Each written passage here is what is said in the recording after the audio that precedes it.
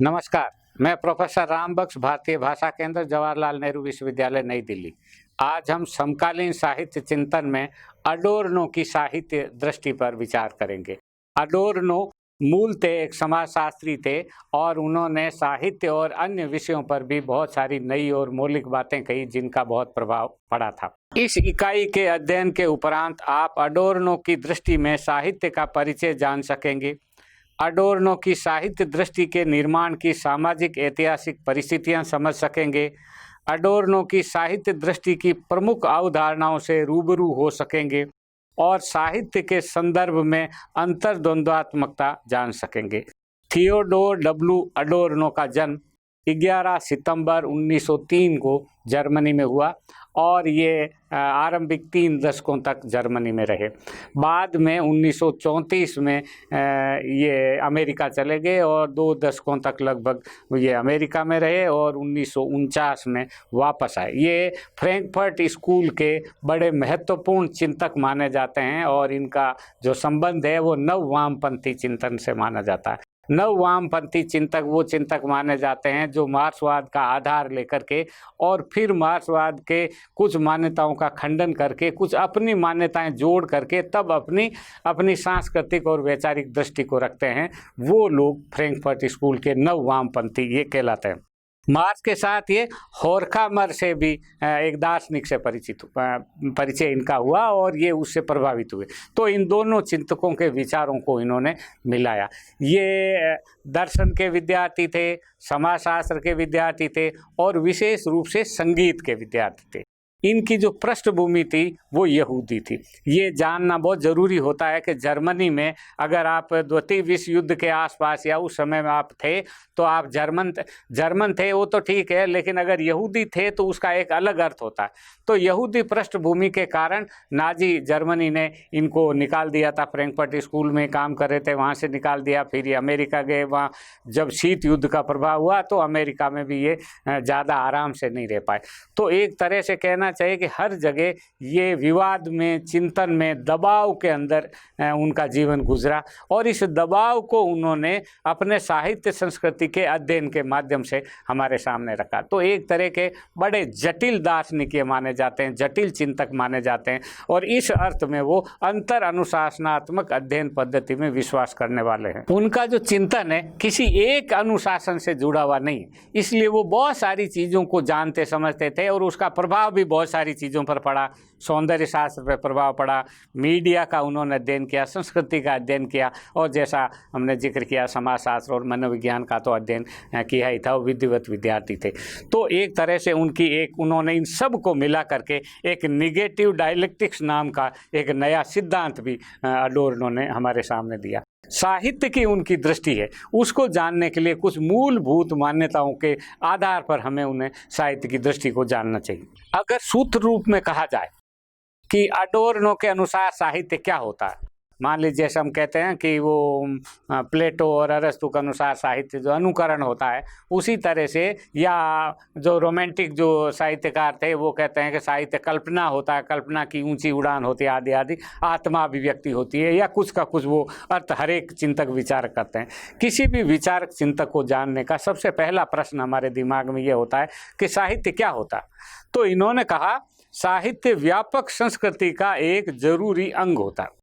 पहली बात जो महत्वपूर्ण उन्होंने कही कि साहित्य अपने में स्वतंत्र नहीं, अपने में अलग नहीं, जो पूरे समाज की संस्कृति है उस संस्कृति के अंदर जो और भी बहुत सारी चीज़ें होती है उन सारी चीज़ों के साथ एक साहित्य भी होता है। इसलिए साहित्य उसका अंग है, साहित्य उससे अलग नहीं है। वो पूरे समाज के उस चिंतन विचार से जुड़ा हुआ है, वो संगीत से जुड़ा हुआ है, नृत्य से जुड़ा हुआ है, वो बाजार से जुड़ा हुआ है, सब चीज़ों से वो जुड़ा हुआ है और सारे सांस्कृतिक प्रक्रिया का अंग है। पहली बात उन्होंने ये की। दूसरा उन्होंने ये कहा कि अन्य सांस्कृतिक उत्पादों की तरह साहित्य भी एक सृजन उत्पाद है।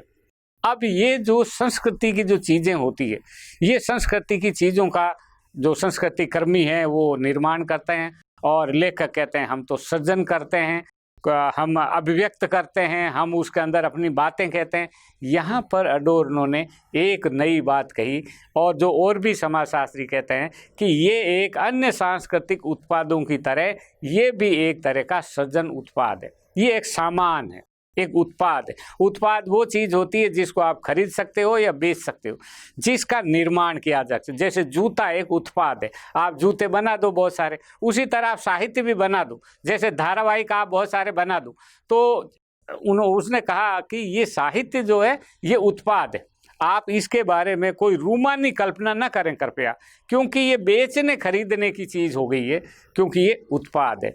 और जब उत्पाद है तो उसमें लेखक के आधार पर आप उसको नहीं देख सकते। लेखक ने अपनी कुछ बातें कही है इसलिए साहित्य, ऐसा नहीं है। उत्पाद है तो जिसके कुछ नियम है, जिसमें चीज़ें पैदा होती है, एक कारखाना बना होता है जहाँ पर चीज़ें बनती है। तो एक साहित्य का भी एक कारखाना, ये एक महत्वपूर्ण। और इसलिए अगली बात उन्होंने ये कही कि अन्य सांस्कृतिक उत्पादों की तरह साहित्यिक कृतियां भी संस्कृति उद्योग की आयात वस्तुएं हैं। यहाँ पर अडोर्नो ने एक नई बात कही कि कल्चरल इंडस्ट्री जिसको कहता है वो साहित्य उद्योग, सांस्कृतिक उद्योग है। संस्कृति भी में भी उद्योग में आप पैसा लगाते हो, उद्योग में आप फायदा लेते हो, उसका एक नफा नुकसान का एक गणित होता है। तो ये साहित्य भी इसी तरह का एक प्रकाशक होता है, इसका प्रकाशन तंत्र होता है, फिर आपको कमीशन देते हैं, फिर आपको किताबें खरीदी जाती है, फिर आपको किताबें बेची जाती। जब उत्पाद है और जब चीज़ें आपको बेचनी है, तब आप एक तरह से आवश्यकता पैदा करते हैं कि आप इस तरह का साहित्य लिखो, क्योंकि इसी तरह का साहित्य बिकता है। तो जो बिकता है वैसा आपको लिखना चाहिए। तो जैसा कैसा लिखना चाहिए, जो हम लिखते हैं वो बिके ऐसा नहीं होता, वरन जैसा बिके वैसा आप लिखो। तो इस तरह से उत्पाद में जो उत्पादक जो सामग्री है वो अपने बेचने के लिए जगह बनाती है, और इसलिए ये एक तरह की उत्पादित वस्तु है, ये कोई कलात्मक संरचना नहीं है।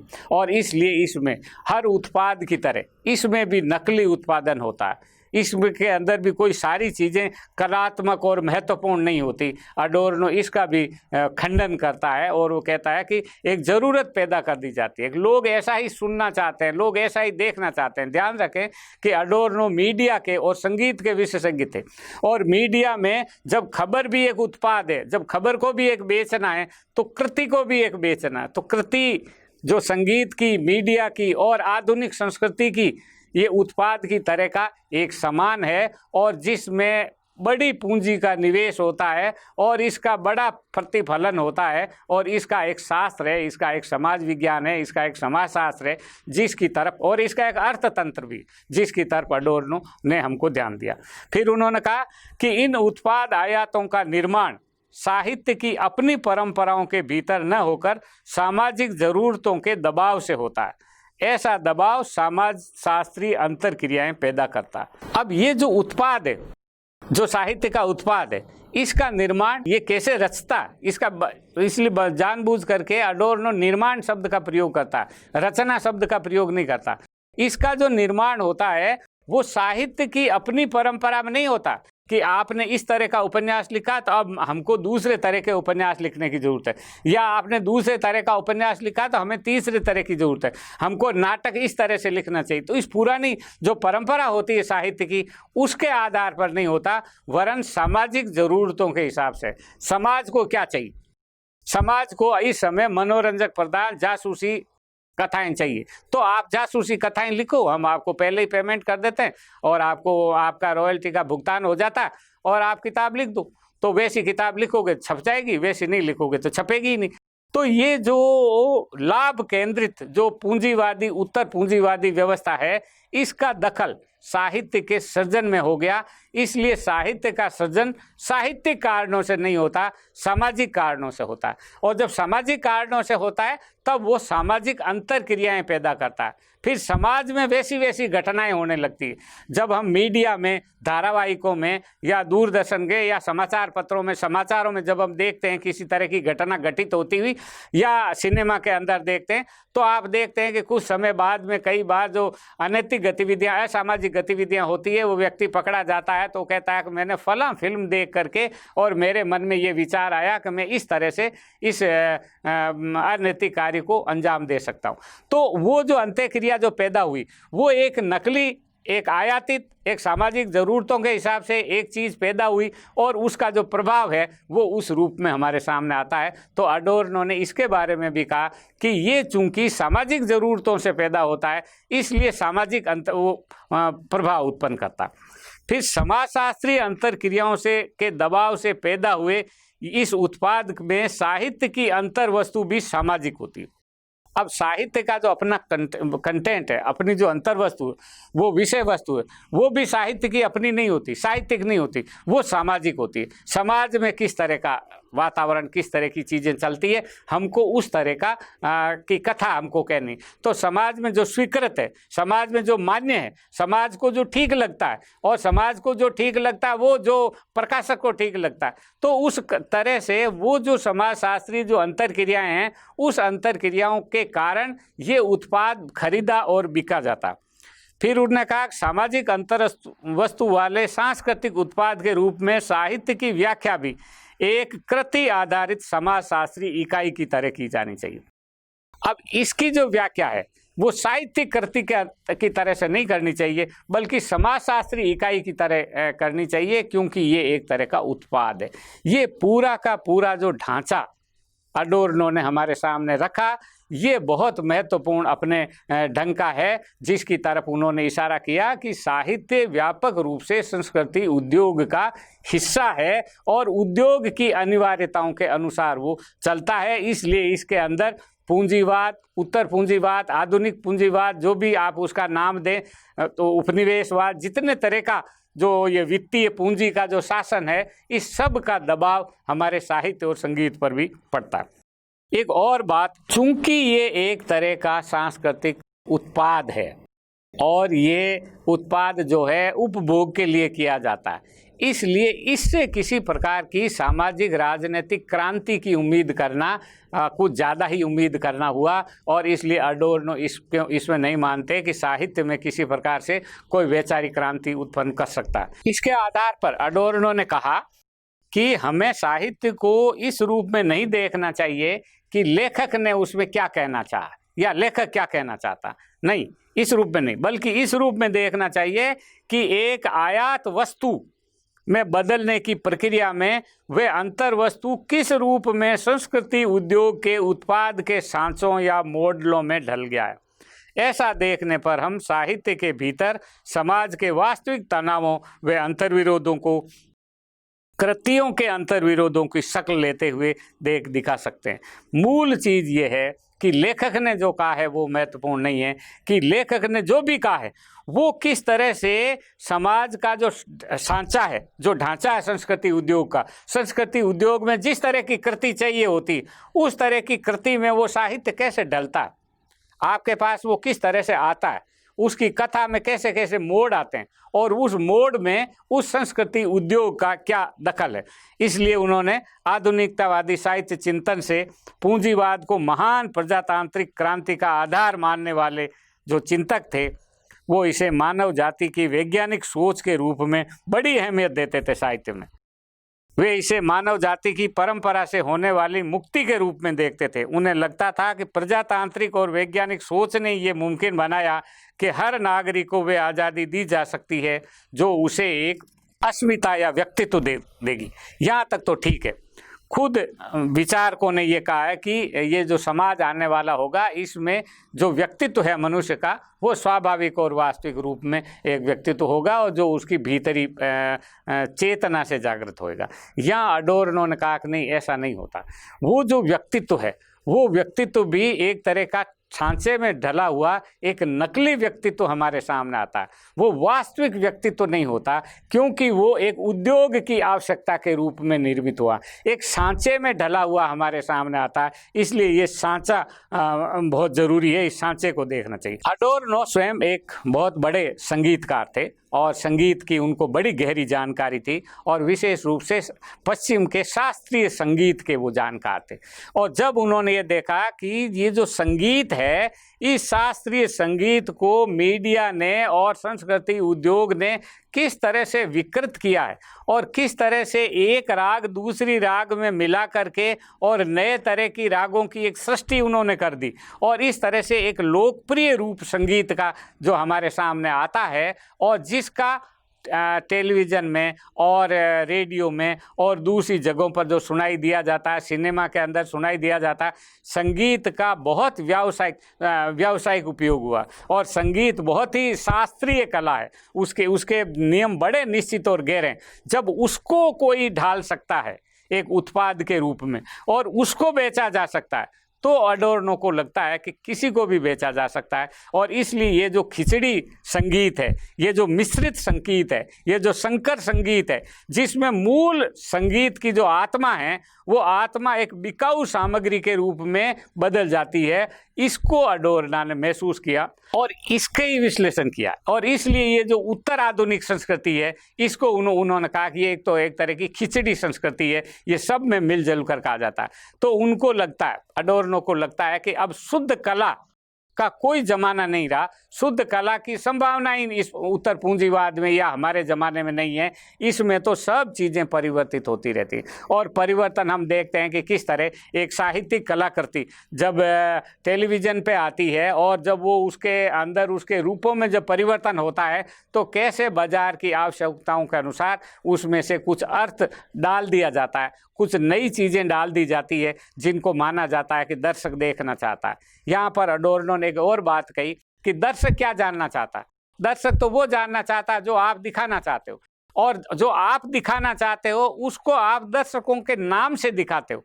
तो इस तरह ये जो उपभोक्ता जो संस्कृति है ये जानबूझ करके नकली उपभोक्ता पैदा करती है और फिर उसके आधार पर उस माल का निर्माण होता है। तो पूरा ये जो हमारा क्रियाक्रम का जो ढांचा है साहित्य संस्कृति और कला का, ये एक बिकाऊ सामग्री की तरह से हमारे सामने आता है और जिसका सर्वोत्तम उदाहरण अडोर्नो ने संगीत का दिया, जिससे वो बहुत प्रेम करते थे। लेकिन साहित्य भी इससे अछूता नहीं है, साहित्य में भी उस लोकप्रियता का, उस व्यापार का, उस उद्योग का बड़ा भारी असर है जिसकी तरफ इन्होंने जिक्र किया। इस तरह कला वस्तुओं के भीतर भी एक खास तरह का अंतर्द्वंद्व चलता है, जिसको मार्क्स ने कहा कि मुख्य अंतर्विरोध एक समाज का होता है और उसके बाद में छोटे छोटे अंतर्विरोध होते हैं। अडोर्नो ने कहा कि नहीं, मुख्य अंतर्विरोध समाज के अंदर तो जो होते होंगे लेकिन कला के अंदर अपने भीतर के ही कुछ अंतर्विरोध होते हैं, उन अंतर्विरोधों से कला चलती। इसलिए एक ही तरह की बात नहीं होती, दो विरोधी विचार वहाँ टकराते हुए दिखाई देते हैं। भले ही ये जो टकराहट है ये वास्तविक नहीं हो तो, लेकिन एक छद्म युद्ध, एक छद्म अंतर्विरोध आपको उस कलाकृति के भीतर दिखाई देता है। इसलिए कलाकृति किसी एक ही अर्थ को स्थापित नहीं करती, अलग अलग स्तरों को के अर्थ को स्थापित करती है, क्योंकि वही बिकाऊ है, वही आसानी से बिक सकता है, क्योंकि वो एक तरह का उत्पाद बनने की प्रक्रिया में उसका जो एक अर्थ है उस एक अर्थ को बहु अर्थों के अंदर समाहित कर दिया जाता है। इसका आप ये भी अर्थ कर सकते हो, इसका आप ये भी अर्थ कर सकते हो। ये जो बहुलतावादी जो अर्थ है ये इस सांस्कृतिक उत्पाद के कारण संभव होता है, अन्यथा ये इसमें संभव नहीं है। और इसलिए ये जो साहित्य है ये लेख की उत्पाद नहीं है, लेखक का उत्पाद तो कहने के लिए है, वो दरअसल सामाजिक उत्पाद है। सब लोग मिलजुल करके उसका निर्माण करते हैं और इसमें दूसरे लोगों की भी बड़ी भूमिका होती है।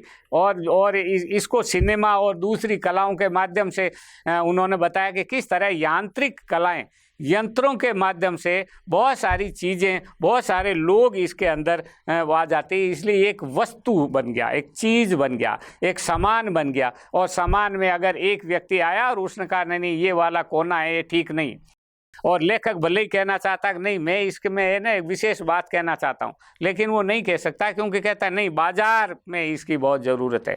नायक नायिका को अंत में मिलना होता है हिंदी फिल्मों में, इसलिए अंत में कथा को जो है ना मोड़ दे दिया जाता है। इतने उसके बावजूद वो क्यों मोड़ दिया जाता, वो इसलिए मोड़ दिया जाता है कि अडोर्नो के अनुसार वो एक प्रकार की चीज़ है, बेच रहे हो और ग्राहक को ऐसी ही चीज़ें पसंद है और इसलिए हमको कोई खतरा मोल नहीं लेना, क्योंकि उसमें हमारा बहुत रुपया लगा। जब बहुत रुपया लगा है तब उस रुपये की वापस वसूली प्राप्त करने के लिए उस वस्तु में तोड़ फोड़ करके हम सामने रखते हैं। अब अडोर्नो ने एक और बात कही कि ये एक तरह से मनुष्य अपनी अस्मिता के लिए संघर्ष करता है। हम हमारी अस्मिता की पहचान करते हैं। तो ये जो अस्मिता की जो पहचान है, इस पर भी अडोर्नो का कहना है कि कई बार ये अस्मिता वास्तविक अस्मिता होती है और कई बार छद्म अस्मिता होती है। कई बार हम एक तरह की अस्मिता लेखन में करते हैं, दूसरे तरह का हम जीवन जीते हैं। वो जो हमारा जीवन है, उस जीवन से हमारे प्रचार वाली अस्मिता का कोई रिश्ता नहीं। तो जब उसमें कोई रिश्ता नहीं होता, तब उसकी तरफ अडोर्नो का कहना यह है कि ये चूंकि सामाजिक उत्पादन है, ये बाजार का उत्पादन है, इसलिए इसमें आई हुई जो अस्मिताएं हैं, वो अस्मिताएं भी छद्म अस्मिताएं। इसी तरह से वो उपभोक्ता रुचियों का भी मानकीकरण करते हैं। आपके जो उपभोक्ता की जो रुचि है, वो एक खास तरह की रुचि है। ये रुचि बहुत महत्वपूर्ण है और इसीलिए वो कहते हैं कि उपभोक्ताओं की रुचियों का मानकीकरण, या जिसको कहना चाहिए ब्रांड मूल्य। एक चीज़ इतनी आइकन की तरह इतनी बड़ी हो जाए कि वो जो कहे वही सही है, सर्वोत्तम सबसे श्रेष्ठ ये है। अब ये जो श्रेष्ठता का निर्धारण है, जो बाजार में ब्रांड का जो निर्धारण है, मानकीकरण का जो निर्धारण है, जो ग्रेड जो दिया जाता है कि ये इतना ये इतना ये इतना ये श्रेष्ठ, ये बाजार तय करता है। और बाजार के तय करने के कारण सर्वश्रेष्ठ कलाकृतियाँ कभी भी ऊपर नहीं जाती, बल्कि जो स्वीकृत कला, ये जो संस्कृति है, जो बाजार की संस्कृति है और जो संस्कृति के बाजार का नियंता है, वो उपभोक्ताओं की रुचियों का मानकीकरण करते हैं। इसलिए उनका ये कहना यह है कि हम युग की मानसिकताओं का उत्पाद करते हैं। लोगों को क्या पसंद आए, इसका हम तय करेंगे कि आपको इस तरह की चीज़ें पसंद आनी चाहिए। और इसी के साथ मनुष्य अपनी अस्मिता की खोज के लिए भी संघर्ष करता है कि मेरी पहचान ऐसी, मैं इस तरह के वस्त्र पहनूं, ये मेरी पहचान, इस तरह की चीज़ों को मैं पसंद करूं, ये मेरी पहचान। मनुष्य की जो पहचान है, ये पहचान का ये जो अस्मिता वाला जो मुद्दा है, ये मुद्दा भी अडोर्नो ने कहा कि ये संस्कृति उद्योग तय करता है और ये बड़ा महत्वपूर्ण है। बाजार में अच्छे बुरे, खरे खोटे, श्रेष्ठ निकृष्ट आदि के मानक स्वयं बाजार खड़ा करता है और इसी को वो कहते हैं ये ब्रांड वैल्यू है। लोग प्रचारवश इन मानकों के आधार पर जीते वे श्रेष्ठता के स्तरों के बाबत फैसले करते हैं। मानकीकरण की ये व्यवस्था छद्म अस्मिताएं पैदा करती है। अडोर्नो ने इसे समझाया कि लोगों को लगता है कि बाजार के सारे उत्पाद खास तौर पर उन्हीं के लिए बाजार में लाए गए हैं।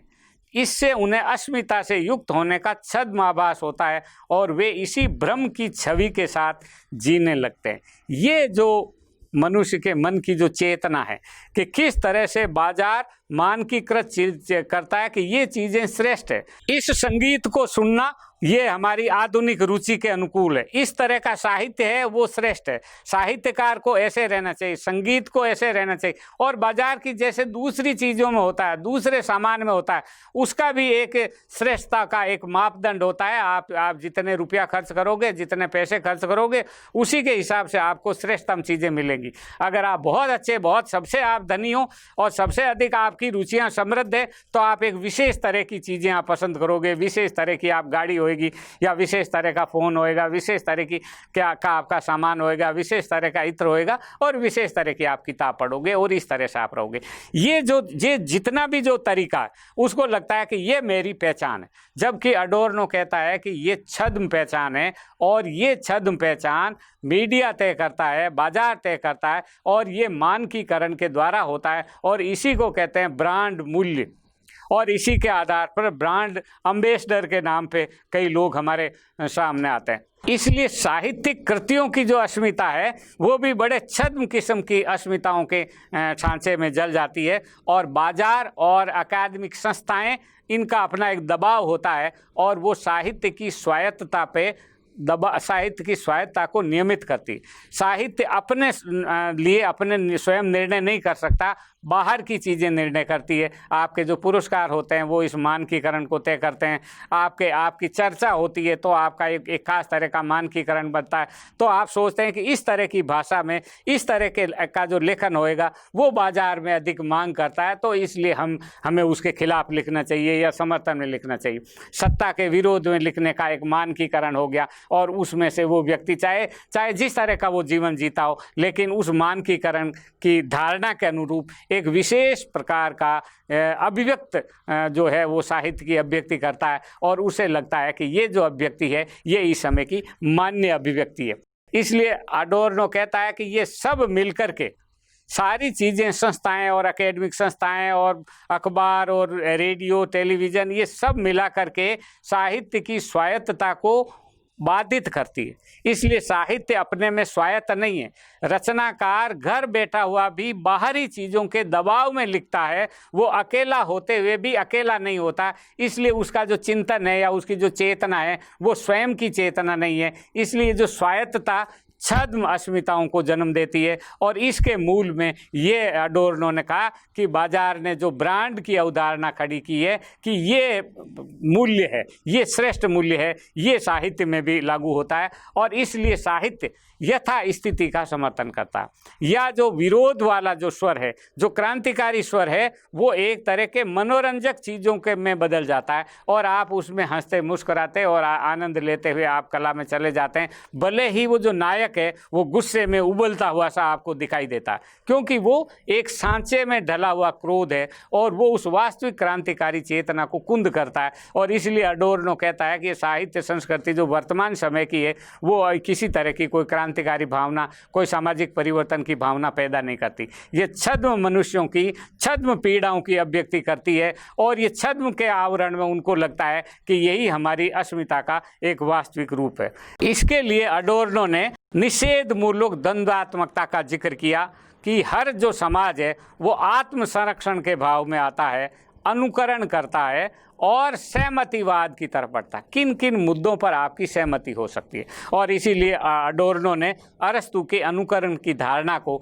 नए सिरे से हमारे सामने रखा, और वे इस नतीजे पर पहुंचे कि सभी समाजों में एक खास तरह का ढांचागत आत्म संरक्षण भाव होता है। इसलिए समाजों के व्यवहार पद्धतियों को अनुकरणात्मक ढांचे से जोड़ा जा सके। व्यवस्था स्थापित करने वाला जो सामाजिक तंत्र होता है, लोगों द्वारा उसका अनुकरण किया जाता है। इसका कारण है उसमें मौजूद आत्म संरक्षण की मूल प्रवृत्ति। उत्तर आधुनिक समाजों में ये प्रवृत्ति आज सत्ता के प्रति लोगों की सहमतियों की ढांचे में नजर आती, और इस तरह से सत्ता के साथ सहमति का स्वर अधिक अधिक रूपों में हमारे सामने आता है, और जो विरोध करने वाले स्वर हैं उनको भाषा के स्तर पर, अभिव्यक्ति के स्तर पर ही दबा दिया जाता है, और वो एक तरह का अप्रासंगिक हो जाता है। हालांकि लोग सोचते हैं, लेखक लिखते समय कई बार इस भ्रम में रहता है कि हम कोई बड़ी सी नई सी मौलिक सी बात कह रहे हैं, कुछ परिवर्तन लाएगी, लेकिन वो चीज़ें ऐसे स्वीकृत होती है, ऐसे वातावरण के अंदर आपके सामने आती है कि उसके भीतर का जो मूल तत्व है वो मूल तत्व एक बिकाऊ वस्तु के रूप में हमारे सामने आ जाता है। क्योंकि कुल मिलाकर के वो भी जो है वो एक ब्रांड का, या कहना चाहिए सामाजिक उत्पाद का एक रूप है, और वो उत्पाद उद्योग का उत्पाद है। इसलिए ये भाषा उत्पाद नहीं है जैसा संरचनावादी और दूसरे विचारक कहते हैं। चूंकि ये समाजशास्त्री, अर्थशास्त्री विचारक है और समाज को संपूर्ण ढांचे में अडोर्नो देखता है, इसलिए अडोर्नो ने कहा कि ये उद्योग का उत्पाद है, और ये उद्योग संस्कृति का उद्योग है, और सांस्कृतिक चीजें बहुत उत्पन्न करता है, नाटक करता है, सिनेमा करता है, उसी तरह साहित्य भी लिखता है, कविता भी लिखवाता है, और उसको पुरस्कार भी देता है, उस पर मंच भी उपलब्ध करता है, उस पर चरित्र परिचर्चाएं भी आयोजित करता है। तो सारी चीजें मिलकर के उस उद्योग में उस वस्तु की बिक्री के लिए महत्वपूर्ण होती है, और वो कई बार ऐसा होता है कि उस छद्म साहित्य से सारा बाजार पट जाता है, और आपको ये निर्णय करने में बड़ा मुश्किल नज़र आती है कि कौन सी रचना वास्तव में सही। और इसलिए जो मौलिक उत्पाद होता है, मौलिक जो सर्जना होती है, वो इन उत्पादों के नीचे दब जाती, और इसके कारण छद्म वस्तुएं आपको चारों तरफ दिखाई देती है, जिसे कहना चाहिए जो नकली नोट है वो असली नोटों पर हावी हो जाता है, असली जो है नकली लगने लगता है, और वो कहीं ना कहीं बाजार के अंदर लुप्त हो जाते हैं। इसलिए जो लेखक जो भी है वो कई वर्षों बाद पता चलता है कि इस जमाने में वो लेखक महत्वपूर्ण था, हम जिसकी चर्चा कर रहे थे वो महत्वपूर्ण था ही नहीं। ऐसा इसलिए होता है कि ये जो छद्म है बाजार का, वो छद्म जो है वो वास्तव को ढक लेता है। ये अडोर्नो की बड़ी महत्वपूर्ण मान्यता। इसलिए अडोर्नो कहता है कि साहित्य की अंतर्वस्तु ही महत्वपूर्ण नहीं है, अंतर्वस्तु जो भी हो, लेकिन वो जो अंतर्वस्तु है वो किस तरह से आगे बढ़ती है, इसकी परिणति कैसे होती है, इसकी व्याख्या कैसे होती है, और जिस दिशा में वो अंतर्वस्तु आगे बढ़ करके एक अर्थ को सृजित करती है, वो अर्थ महत्वपूर्ण है और अर्थ के स्तर पर आकर वो अपने उत्पाद के रूप में हमारे सामने आता है। इसलिए उसमें समाज का एक संपूर्ण चित्र नहीं होता, संपूर्ण समाज के उस छद्म का चित्रण होता है और हम उस छद्म को खरीदते हैं, छद्म को बेचते हैं, क्योंकि उसमें वास्तविक की अभिव्यक्ति होती नहीं, और इस कारण से कोई भी नया मौलिक विचार साहित्य में अभिव्यक्त नहीं हो पाता। और उसे अभिव्यक्त होने के लिए जो यथास्थितिवादी, जो सहमतिवाद है, जिसको उन्होंने शब्द भी दिया सहमतिवाद, उस सहमतिवाद के घेरे के अंदर उसे आना चाहिए। सारे कष्टों के बावजूद, जिसे कहा जाता है कि अंत में नायक नायिका को मिलना चाहिए, तो अंत में जो नायक नायिका को मिलना है तो परिणति वहाँ आती और वो निश्चित है, और वो सहमति है कि सब झगड़े के बावजूद हमारा जो समाज है वो बिल्कुल ठीक चल रहा और हमारे समाज में कोई ऐसी गड़बड़ियाँ नहीं है। इस निष्कर्ष की तरफ, सहमति की तरफ वो हमारा साहित्य और संस्कृति जाती है, जिसकी तरफ उन्होंने जिक्र किया। हमेशा अडोर्नो एक तरह से विवाद में रहे। अडोर्नो को संस्कृति कर्मियों ने भी अडोर्नो का विरोध किया और जो परंपरागत मार्क्सवादी थे उन्होंने भी अडोर्नो का विरोध किया। हालांकि अडोर्नो ने किसी की परवाह नहीं की, वो अपनी मान्यताओं को लेकर के बहुत दृढ़ थे, इसलिए जो सोचते थे वही वो अभिव्यक्त करते थे। और चूंकि उनका अनेक तरह के लोगों के साथ संपर्क था, अनेक विषय के विद्वानों के साथ में संपर्क था, इसलिए उनके अंदर कोई एक तरह की भावना नहीं थी, कोई अतिरंजनापूर्ण भावना नहीं थी। एक उन्होंने समग्र दृष्टि विकसित करने की कोशिश की और अपने समय और समाज को समझ करके उसकी व्याख्या विश्लेषण करने की कोशिश की और संस्कृति के विविध रूपों को, जिसमें साहित्य भी एक है, उसको अपने विशेष दर्शन के माध्यम से उन्होंने अभिव्यक्त किया। और एक तरह से कहना चाहिए कि मनोविश्लेषण से लेकर के, मनोविज्ञान से लेकर, अस्तित्ववाद से लेकर के, मार्क्सवाद से लेकर के, और ये उत्तर संरचनावादी, आधुनिकतावादी, उत्तर आधुनिकतावादी, सभी तरह के जो विचारक चिंतक उनके ज़माने में थे। और जर्मनी में उस समय बहुत वैचारिक रूप से उठापटक का वातावरण था। उस वातावरण के बीच में अडोर्नो ने अपनी निश्चित दृष्टि को सामने रखा और साहित्य में उसे स्थापित किया तथा एक निगेटिव डायलेक्टिज्म के माध्यम से अपनी बातें रखी, जिसका बहुत सारे लोगों पर बड़ा व्यापक प्रभाव पड़ा। हिंदी में भी अडोर्नो का नाम बड़े आदर और सम्मान से लिया जाता है तथा एक तरह का, चूंकि वो बहुत जटिल दार्शनिक है, इसलिए उसको समझने में थोड़ी मुश्किल आती है। इस मुश्किलों के बावजूद अडोर्नो हमारे लिए एक आदरणीय और विचार प्रधान चिंतक विचारक हैं।